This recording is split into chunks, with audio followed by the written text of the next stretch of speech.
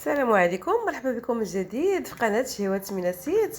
كيف كتشوفوا ها هو الكلاص الرائع واللذيذ والرخيص، يعني كيتقام معنا بواحد الثمن اللي هو رخيص، ما كيتجاوزش واحد 20 درهم. شوفوا كيجي القوام ديالو هائل، وملي كنبداو تناكلوه ما تيذوبش بسرعه. لاننا دايرين فيه مكونات اللي هي زوينه وكتخلي لنا الكلاص يبقى شاد واحد المده ريت ما نكملوه في الماكله وما يذوبش. يلا خليكم معايا باش تشوفوا المقادير وطريقه التحضير. عندنا هنايا علبه ديال كريم شانتي، ضفت عليها نص لتر ديال الحليب كامل ماشي غير ربعه، وغادي نطربوهم بالطراب الكهربائي حتى يطلع لينا الكريمه. هانتوما شوفوا العلبه ديال شانتي، يعني موالفين كاع الاخوات والاخوان اللي كيقدموا لنا هاد الانواع من الكريمات بالكريم شانتي كيديروا غير بعض الحليب. حنا هنايا درنا نص لتر ديال الحليب وفعلا وطلعات لينا الكريمه.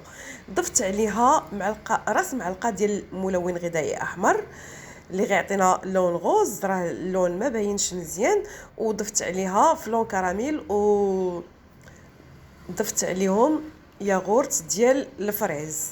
صافي حركتهم وخليته جانبا. وهنايا دزت باش غادي نضيف عليهم هاد الاضافات اللي كتخلي لنا الكلاص تيجي مقرمش ولذيذ جدا. انا درت هاد النوع هذا ديال البسكوي، نتوما ممكن تختاروا اي نوعيه ما بغيتو. انا ما بغيتش نذكر الاسم ديالو. والكركاع ميناسيت والكركاع، انا كنحماق على الكركاع، نديرو في كاع لي كلاص والحلويات وتزيين الكيك. الكركاع تيعجبني نديرو في التزيين. المهم نتوما تقدروا تختاروا اي حاجه بغيتو تضيفوها في هذا الكلاص هذا باش تحصلوا على ديك القرمشه. المهم هو الكلاص خصكم تبعوا المقادير اللي عطيتكم، كيجي رائع وكيعطي يعني واحد الكميه اللي لا باس بها. انا راكت غادي نصبو في هذا الاطار مربع وهو مجموع، ولكن قلت غيجيني عالي ما بغيتش. زدت ها هو زدت في الطول والعرض ديال الاطار اللي عندي المربع باش كيجيني شويه الكلاص هابط وكيجينا زوين حتى في الماكله، ما كيجيناش يعني هكا ثقيل وهذا.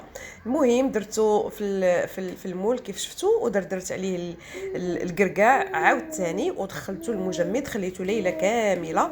وشوفوا بعد ما خرجته صدقوني تيجي روعه في المذاق، وماشي حلو، ما ضفت فيه لا سكر لا حتى شي حاجه.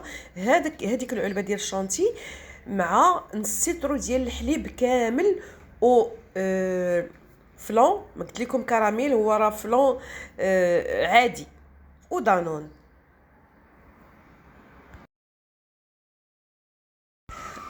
يلا بالصحه والراحه، وخليوا لي واحد التعليق يكون زوين ومشجع، وواحد اللايك والبارطاج لهذا الفيديو. والى اللقاء في تحليه او كلاص جديد بحول الله.